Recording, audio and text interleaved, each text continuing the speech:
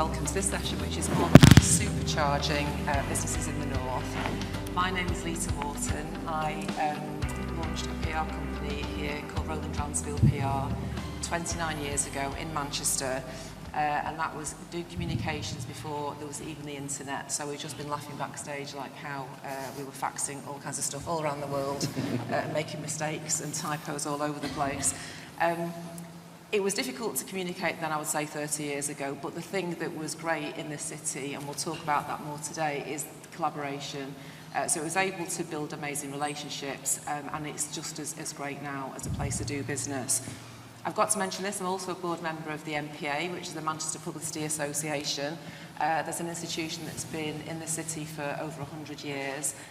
If you're not a member and you are here, I would encourage you to check it out because it's a great space for collaboration. We work with creative agencies, media, advertising, comms, digital, and it's a really amazing space. Collaboration, we kind of champion each other. We've got the MD of the organisation in the room today if you wanted to find out more information. And I'm just going to plug, if you're new to Manchester or you love the place, my business, Roland Dransfield, has a podcast. It's called We Built This City, and it's all about born, bred and adopted Mancunians who've put the heart into modern Manchester.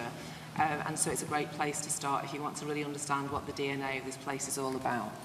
So thank you for that. And I'd like to introduce our panellists. So we're starting with Kate at the end. Kate is Deputy Managing Director of Wavemaker, based here in Manchester.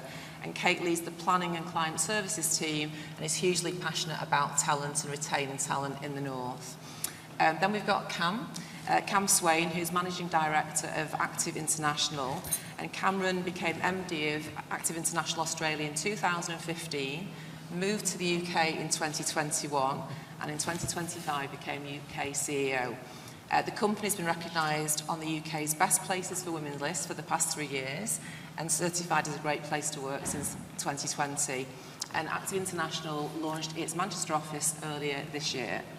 Next up, we've got Ollie Scull, who's Head of Content Solutions and Digital Regions News UK. Ollie has a 28-year career in media, and he worked on business publications and also mags such as Loaded, Nuts and the NME. And he's recently moved on to the world of national press, where he we didn't discuss that. Don't cancel me. That at all. It had its day. Heading up regional content solutions for the Times and the Sun, based in Manchester. And then next to me we have Pete Coates, Managing Director of Omnicom Media Group. And Pete is a Northern agency veteran of 18 years. He was born and bred in Newcastle, spent most of his career in Leeds, and has recently started up the business in Newcastle to launch OMG's rapidly growing first base in the city. So thanks everybody for joining me this morning. So first of all, I want to ask the question. I want to ask each of you, what does the North mean to you personally in terms of, say, its assets, its personality, its value here? So, Kate, let's start with you. I mean, it's home to me. I'm born and bred in Manchester. But for me, it's the warmth of people, and that's not just, I don't think Manchester, I think that's the North as a whole. You just get a warmth, a friendliness that you can feel when you get off the train at Piccadilly. It just doesn't feel the same getting off the train at Euston. I would really agree with that. I think obviously I'm not a local, I'm from Australia, but I think from the first time I came here 4 years ago, it has a sense of warmth, and people have a sense of citizenship that you don't get in a lot of places around the world. So it kind of feels like you can access people really easily, everyone is open to a conversation, and there is kind of a sense of community that just doesn't exist everywhere. Community spirit, definitely. It's something that you really feel when you move up here. It's a much smaller media sphere than London, for example. And you know, events like this and other big events that we get are always incredibly well turned out from Manchester, I think. That and a healthy sense of cynicism, I think, you get from Manchester. Pete? For me, it's just a sense of identity. I mean, I think, you know, each of the cities and the regions across the United Kingdom have got kind of rich histories and stories, I think, that kind of live on and sort of forge the cultures and the kind of the people that you come across. So I also identify with the point about that kind of friendliness and warmth. I've always thought of Newcastle in particular as a was a port city for years. So for hundreds of years, it was welcoming people from all over the world and sort of, you know, building that sort of rich connection with people. And I think that sort of lives on today in terms of the culture and the vibe and the feel I get when I walk around where I come from. Amazing, yeah, I think it's so true. And, oh, by the way, it's Ollie's birthday today.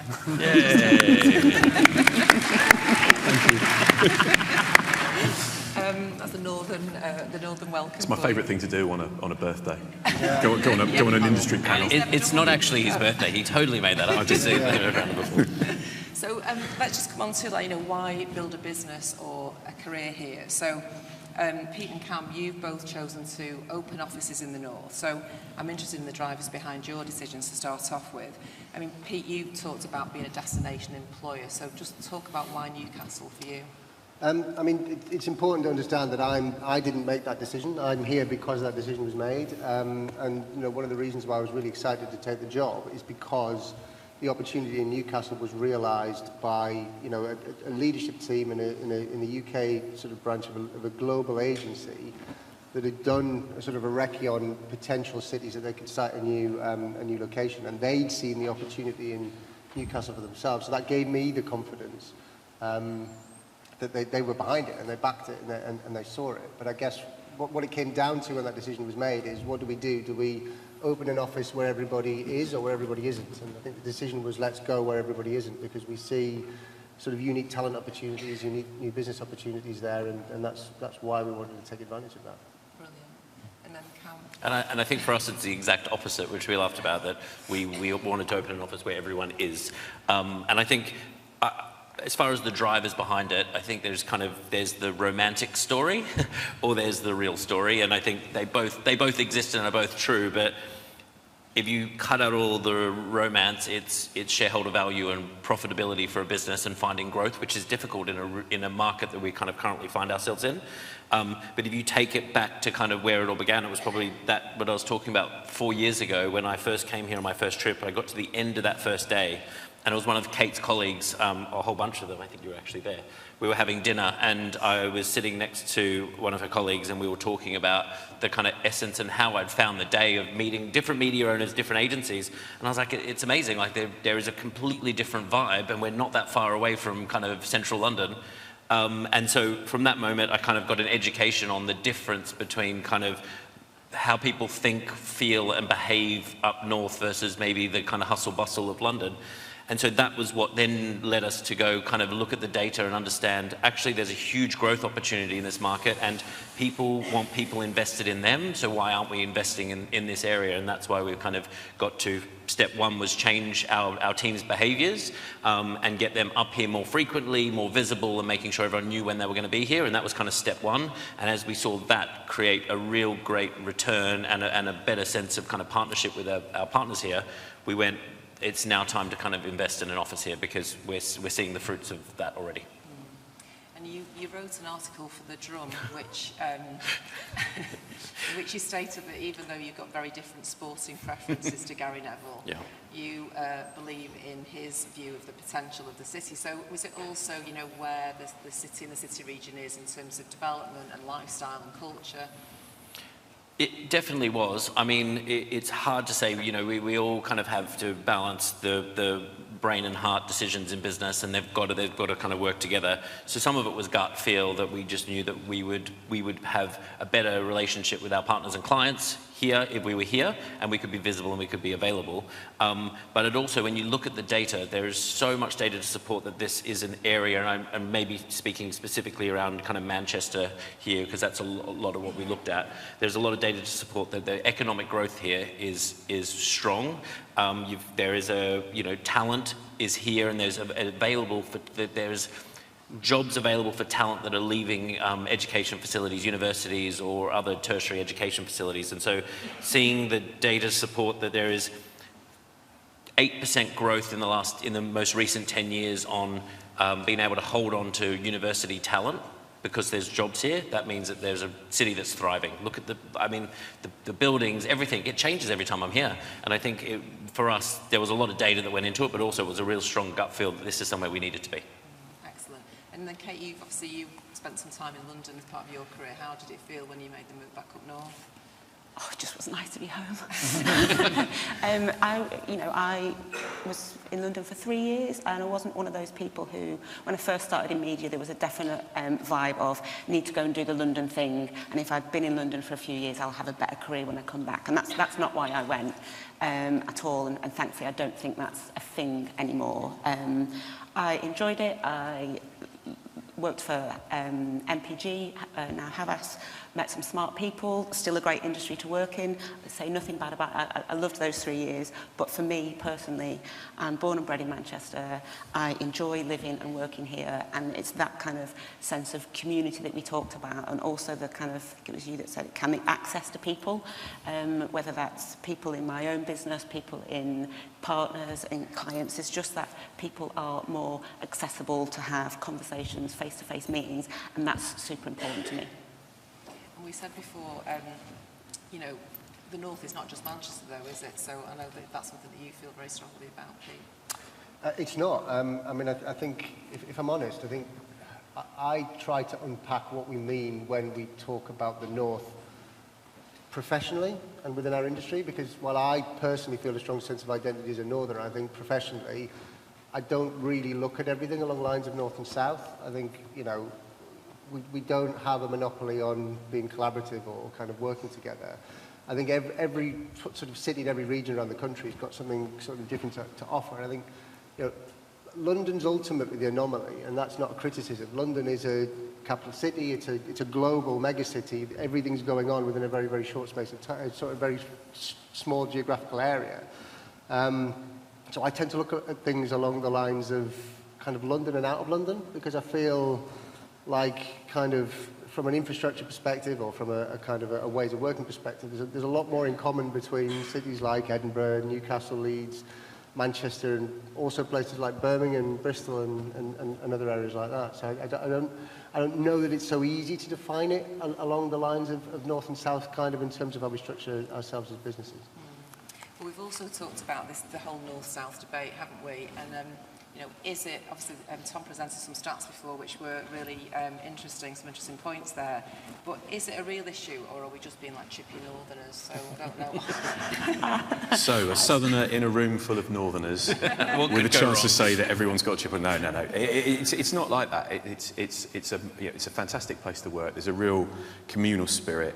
I think we are, as News, we're massively committed to the regions as a whole. We've got offices in Manchester, we've got them in Glasgow, Dublin, and it's not just about the sales side of things either. It's about bringing news to people. I was out at a meeting with an agency yesterday with our Northern editor from the Times, David Collins, and just hearing the stories that he's brought to life. I mean, they're not really for, they're not for public consumption, but it's not cheery stuff. But, these stories are being told because we have a team up here to do that job. And it's hugely important. It's agenda-setting stuff. And then, from the point of supporting agency partners, there's been a lot of debate about whether we should be like boxing ourselves in as regions or should be taking it all on. But the fact is that we're all talking about it, and that's part of this community spirit that everyone on this panel has already spoken about. Everyone cares, and so I don't see it as a chippy thing at all. I see it very much as being, we are one community, there's different opinions, but we all support each other and we all want to go out there and basically prosper.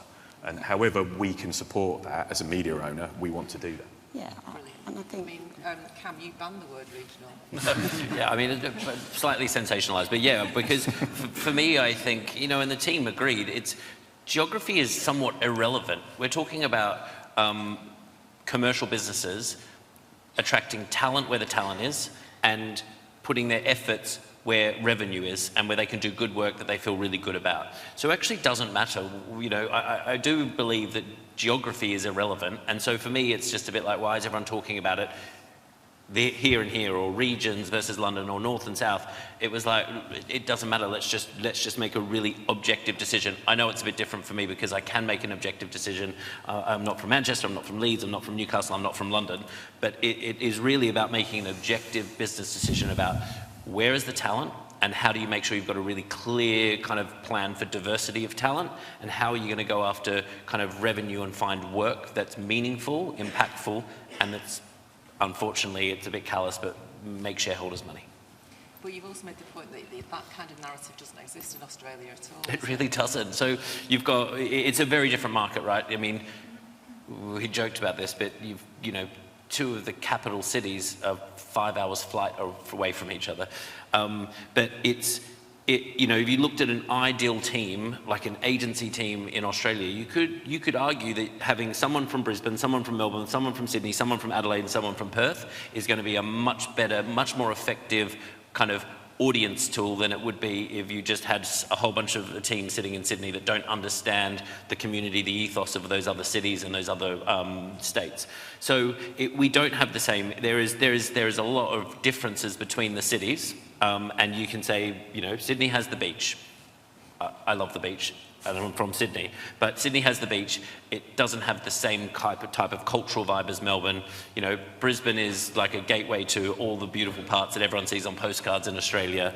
You know, Perth, pretty similar, but they've all got their cultural differences, but that's celebrated in a way that's not, oh, well, you're not Sydney, you're not Melbourne, they're the two biggest. It just doesn't exist, and that's why I just think in Australia, geography is somewhat irrelevant, and I feel like that's the type of mentality we should be instilling in new people and grads coming into our industry here. You do know that the only thing Manchester doesn't have is a beach. I worked that out. Kate, now you've got some really strong views on this, so let's hear those. Yeah, I mean, Cam's just said it much more articulately than I ever will, but I'm just bored of having the conversation about London versus Manchester. I think, you know, it's great that we're all really passionate about the North or Manchester or, you know, however we want to talk about it. But I think we almost keep having that narrative of London versus Manchester. We're almost talking ourselves down and making, you know, whether it's new talent or clients think, well, actually, is there a problem? Is Manchester not as good as London? Because they keep talking about that. And I think we should just use that passion and energy and collaboration and community spirit in just showing off the absolutely fucking great work that we do in the city and talking about our talent, our work, and then clients will come and want to work with us, whether it's in Manchester or Leeds or Newcastle, and, you know, really just have that sense of pride and just put it forward in a really positive way rather than coming across as a little bit, us poor Northerners, we don't have the same opportunities. You've just, you know, talked about some great stats and some great growth figures. Let's just be really proud of what we do here and that be the message that we talk out to people. Because we also chatted about the word regional on your LinkedIn or your... It's in my job title.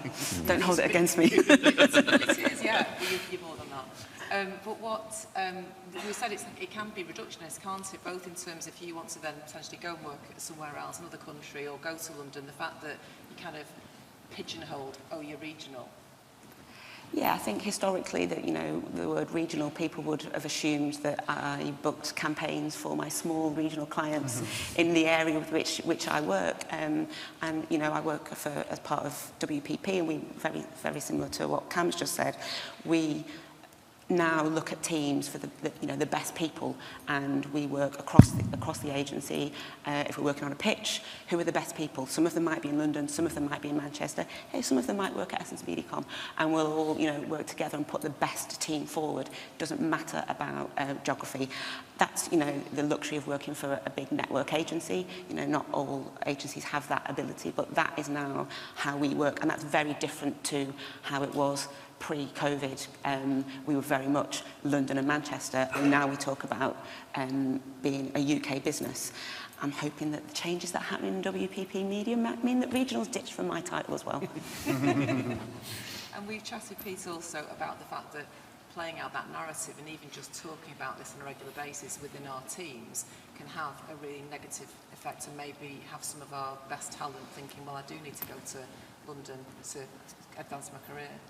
I agree. I mean, it's pretty much sort of what Kate was just talking to there. I think, you know, ultimately, we've got to talk positively about what we do. At the end of the day, no client has any duty to think about geography when it comes time to select an agency. I mean, our view is that, you know, for some reason, it must be a British mentality thing, but for some reason, everybody needs to associate location with some kind of proposition. There is a single reason why we are going to do something in this location, when in reality, a location is just a place where you rent an office and people turn up and kind of go to work. I think our approach as an agency network group, we built an operating model that we call agency as a platform, which is really quite simple, which is we've got, our agencies sit at the heart of what we do. They own the client relationships and they plug them into this wealth of capability that we've got for them.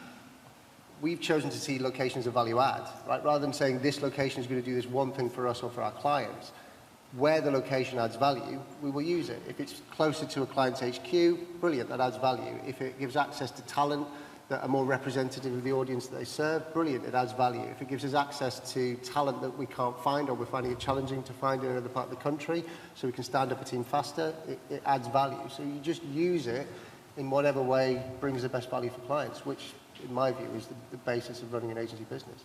I think that's a really interesting point, because that's kind of, when we were just talking about the reason why, Kate loves working here and has come back here, it's use it as a superpower. What outside of London has, and so let's call it North, let's call it regions, whatever, celebrate the superpower that it is, which is everyone's collaborative, everyone's got a real strong sense of community and citizenship inside a business, which makes for great work to be delivered for clients that all they really worry about is, do I have the best team working on my business? So I say embrace it and use it as, a superpower and talk about it more. Be like, we are this, not we're not this.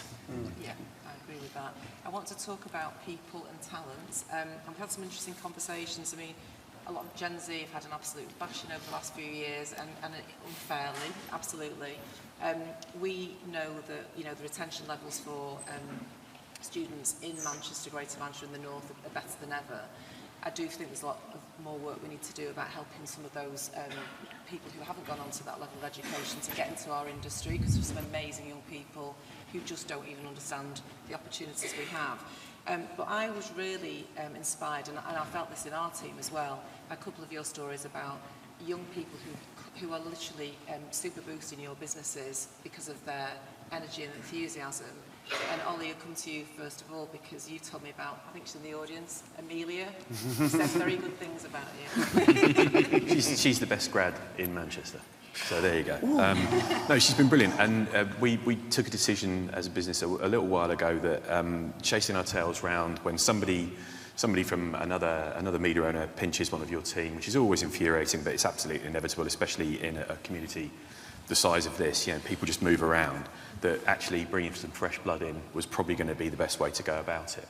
Train them up, get them to do the job how you need them to do it, show them the ropes, show them how brilliant the media companies that we all work for are, and basically just give them just enough rope to go off and thrive.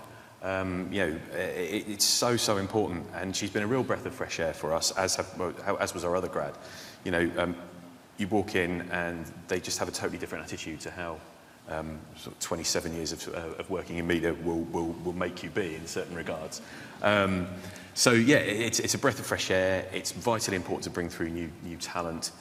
It's great to support the universities that are on all of our doorsteps, be that London, Manchester, Leeds or Newcastle.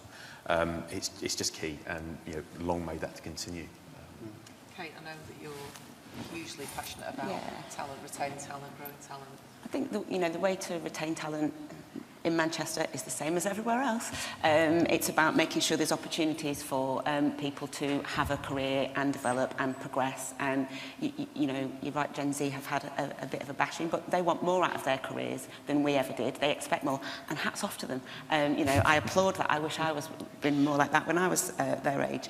But I think the other thing that you said about doing better as an industry in showing people the opportunity, not just at university, but I think getting in there earlier at schools as well. So we have an apprenticeship program at Wavemaker, where you don't need any qualifications, you don't need a degree, anyone can apply. And that's been really good at getting a more diverse set of talent into our agency across the UK. And we're also working with a lot of other agencies on something called the Upriser Collective, that I know a lot of agencies and partners in the room are part of, and that's about developing longer-term relationships with schools. So it's an 8-year relationship an agency or a media partner will have with a specific school, and you will set kind of a learning agenda, and it's a two-way relationship. You help the school, and obviously they know about all of the opportunities that exist in the wonderful world of media. And I think it's about doing more things like that, because I think if you wait till people get to university, and well, A, not everyone goes to university, but B, this is a whole wonderful world that they don't even know existed. I didn't know it existed, and I think 20 years down the line we're still bad at telling people what a fantastic career you can have in creative media industry. And Pete, what are you saying? Well, the entire basis of our model is we wanted to hire, create solid structure, but hire experienced, capable people into our business, either from network agency backgrounds or independent agency backgrounds, and use that as the basis to hire an entry level and sort of make get the benefit for that group of people from all the people that came before. And so far, 20% of the hires that we've made in the last 2 years, there was nobody at the beginning of last year. We're knocking on the door of 40 now. 20% of the people who were hired, it's their first ever job in media, and it just creates an entirely different energy within the office. I think because we're a startup in a sort of a big operation, we're all learning every day anyway. There isn't a day when something doesn't come out of left field that you've got to kind of manage and deal with. So it actually creates quite a psychologically safe environment for those entry-level people coming in. They don't feel like everybody around them necessarily knows what's going on, because we're all kind of learning as we go as well. Love that. Okay, yeah. Right, we've got 30 seconds left, so that would over a little bit. But I just wanted to ask each of you, what advice would you give to somebody either starting their career here or considering it, or moving back up north? Kate? Just do it. Lean in, enjoy it, don't worry about geography, and think about, this is a perfect showcase, right? Think about the 3 people, like 2 people on my side here and Kate. Who wouldn't want to start their career working for people like this that are investing in young people? Just do it. Talk to people. There's a great bank of knowledge up in the north, and you should, in the regions as a general rule, and talk to people. There will be opportunities aplenty you find, and talk to me, because it will save me on recruitment fees as well. So. And I think for me, it's, and I appreciate that I'm saying this at a time when it's harder than it's ever been for people thinking about getting into any industry and getting a job. But I think it's important to think in the round about what you want to get out of life. And I think that's just as important as anything else. And that gives you that balance between what do I want to do and where do I want to do it. I think that's really, really critical. And the other thing that I'd add to that is don't put too much stock in the first step that you make. In our industry, there are some of the squiggliest careers you will ever come across. That first step that you take does not pigeonhole you in terms of what you're going to do for the rest of your career. So just dive in, give it a go, and there will be opportunities to meander as your career develops and you learn what it's all about. Yeah, that's absolutely great advice. So thank you so much. I think if you're considering a move up north or deciding whether to stay here, hopefully that decision's just been cemented. Thank you all for listening this morning, and can we thank our brilliant panel. Thank you.